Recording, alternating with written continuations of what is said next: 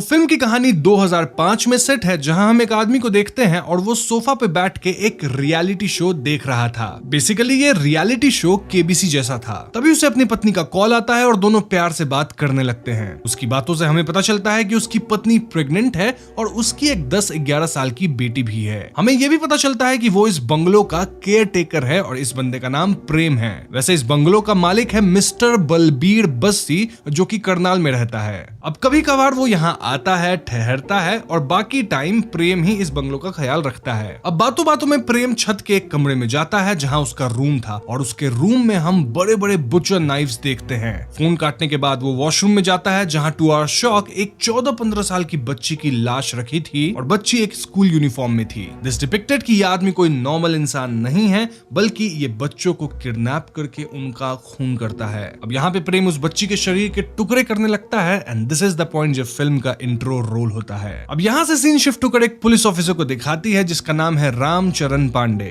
वो अपनी पत्नी और बेटी के साथ रहता है और हम समझ पाते हैं कि भले ही वो आम पुलिसमैन है, लेकिन वो करप्ट ऑफिसर है जो कि घूसखोरी करता है। उसके अंदर 2 और पुलिस वाले थे जिनका नाम था पाठक और बिश्नोई। इसके अलावा हमें यह भी दिखाया जाता है कि इस इंस्पेक्टर के एरिया में बहुत सारे छोटे बच्चे लापता थे और पुलिस स्टेशन का बोर्ड इन्हीं बच्चों के मिसिंग पोस्टर से भरा हुआ था। खैर, तो पुलिस स्टेशन में एक आदमी आता है जो अपनी बच्ची की मिसिंग होने की बात कहता है। वो आदमी इंस्पेक्टर पांडे से कहता है कि उसकी बच्ची स्कूल से घर नहीं लौटी और वो उसकी रिपोर्ट लिख ले, लेकिन पांडे तो एक करप्ट इंसान था ना, जिसको ये सब सीरियस नहीं लगता। उल्टा पांडे इन्हें ब्लेम करने लगता है कि आपने ध्यान नहीं दिया होगा बच्चे पे, इसलिए बच्ची लापता हो गई। यहाँ बच्ची के पिता काफी मिन्नतें करते हैं, स्टिल पांडे रिपोर्ट नहीं लिखता। इंस्टेड वो उस आदमी को कुछ पैसे देकर कहता है कि ये लो पैसा, बच्ची अगर घर आ जाए तो उसे कुछ गिफ्ट कर देना। ये सब कह के पांडे उस आदमी को पुलिस स्टेशन से जाने को कहता है। अब दोस्तों, यहाँ शॉकिंग बात ये थी कि ये जो आदमी था वो उसी लड़की का पिता था जिसको पिछली रात प्रेम ने मार दिया था, इनिशियल सीन में जो हमने देखा था। फिर अगले सीन में हम कुछ बच्चों को क्रिकेट खेलते हुए देखते हैं और उसी दौरान उनकी बॉल पास के ड्रेन में गिर जाती है। अली नाम का छोटा सा लड़का ड्रेन से बॉल को निकालने जाता है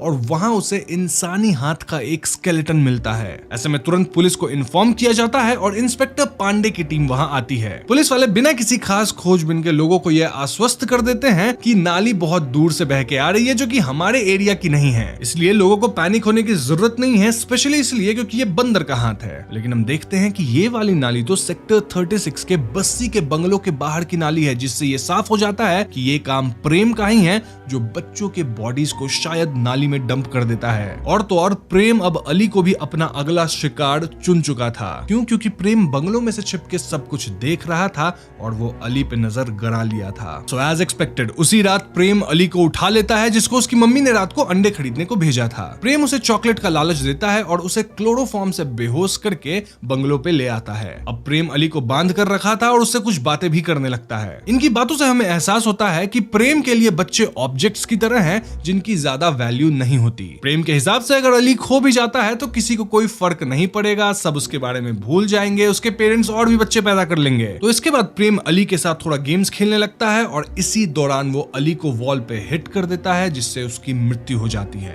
अब यहाँ हमें प्रेम की भी पास्ट स्टोरी दिखाई जाती है और हम समझ पाते हैं कि प्रेम अनाथ था। वो अपने मामा के साथ रहता था और उसके मामा एक कसाई थे जो कि मीट शॉप चलाते थे। इसी मीट शॉप में प्रेम भी काम करता था और हम समझ पाते हैं कि प्रेम के जो मामा थे एक बहुत बुरे इंसान थे। मतलब वो प्रेम को अब्यूज करते थे हर तरीके से जो आप सोच सकते हो, फिजिकली एंड सेक्सुअली। एक रोज जब वो प्रेम को हरास कर रहे थे तब प्रेम ने एक बुचर नाइफ से उन पे हमला कर दिया और उनके टुकड़े कर दिया। अब दोस्तों, इस फ्लैशबैक से हम समझ पाते हैं कि प्रेम बचपन से ही सही हालातों में बड़ा नहीं हुआ था। मतलब उस पर शारीरिक और मानसिक शोषण हुआ था और अब वो पूरी तरह विकृत मानसिकता से भर चुका है। प्रेम एक ऐसा आदमी बन चुका है जिसे अच्छे बुरे में फर्क पता ही नहीं चलता और भले वो अपने मामा को मार दिया, लेकिन मामा की जो मानसिकता थी वो कहीं ना कहीं अब प्रेम के अंदर आ गई है और जो हैवानियत है वो बढ़ती जा रही है। सो बेसिकली प्रेम करता यह है कि वो गरीब घर के बच्चों को किडनैप करता है, देन उनके साथ गलत काम करता है, फिर उन्हें मार देता है, उनके शरीर को काट देता है, देन वो शरीर को दफना देता है। जब शरीर सड़ गल जाता है तो जो बचे पार्ट्स होते हैं हड्डी वगैरह, उसे वो डंप करता है। प्रेम ये घिनौना काम कई बच्चों के साथ कर चुका है और इस काम में प्रेम का एक साथी भी है जो कि एक हॉस्पिटल का कंपाउंडर था। हालांकि वो साथी कत्ल तो नहीं करता,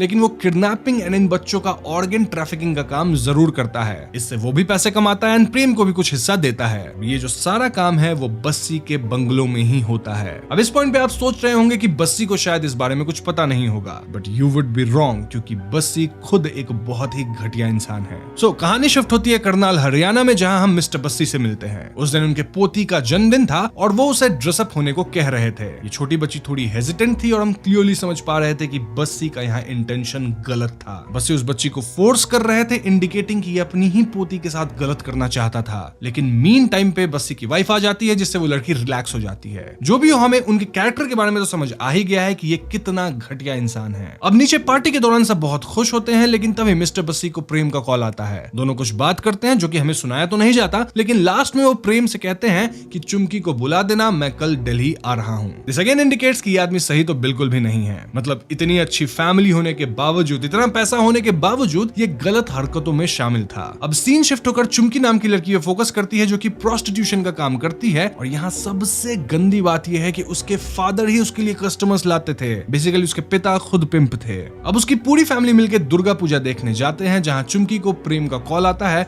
और सीन यहीं पे कट हो जाता है। नाउ चुमकी को देख के आप समझ ही गए होंगे कि ये वाली जो पार्ट है कहानी की, ये कहीं ना कहीं कुछ दिन पहले की बताई जा रही है। अब अगले सीन में हम इंस्पेक्टर की फैमिली को देखते हैं, जहां पूरी फैमिली मिलकर रामलीला देखने जा रही थी। और यहाँ इंस्पेक्टर खुद भी रामलीला में एक्ट कर रहे होते हैं, मतलब रावण का रोल। तभी ग्रीन रूम में पांडे से मिलने चुमकी के पिता आते हैं। हमें पता चलता है कि पिछले 3 दिन से चुमकी लापता है और पुलिस अब तक रिपोर्ट नहीं लिखी है। पांडे एज यूजुअल बात को टाल देता है, सेइंग कि कल थाने आ जाना, रिपोर्ट लिख देंगे। लेकिन उसके फादर कहते हैं कि चुमकी को उसके बॉस ने कैद करके रखा है। पांडे परेशान होकर कहता है कि तो छुड़वा लो उसे। और इसी बात पे दोनों में कहा सुनी हो जाती है और चुमकी के फादर उनको कहते हैं कि सर आपकी बेटी खो जाती तब आपको मालूम पड़ता। इस बात पे पांडे भड़क जाता है एंड ही सेज कि पूरे एरिया में 1.5 लाख लोग हैं और हम लोग सिर्फ 3 पुलिस ऑफिसर हैं, तो कैसे हम सारे केसेस को हैंडल कर सकते हैं। ये कह के वो चुमकी के पिता को भगा देता है। अब नाटक के कंप्लीशन के बाद पांडे अपनी पत्नी से बात कर रहे होते हैं और वो पूछते हैं कि हमारी बच्ची कहाँ है। पत्नी बोलती है कि वो तो टॉयलेट गई है। लेकिन दोस्तों, उस मैदान में प्रेम और उसका साथी कंपाउंडर भी आया हुआ था, जो कि छोटी बच्ची को किडनैप करने आया था। और वो लोग पांडे की ही बेटी को उठा लेते हैं, लेकिन लकीली पांडे उसे अपनी बच्ची ले जाते हुए देख लेता है। ऐसे में प्रेम बच्ची को छोड़ के भागने लगता है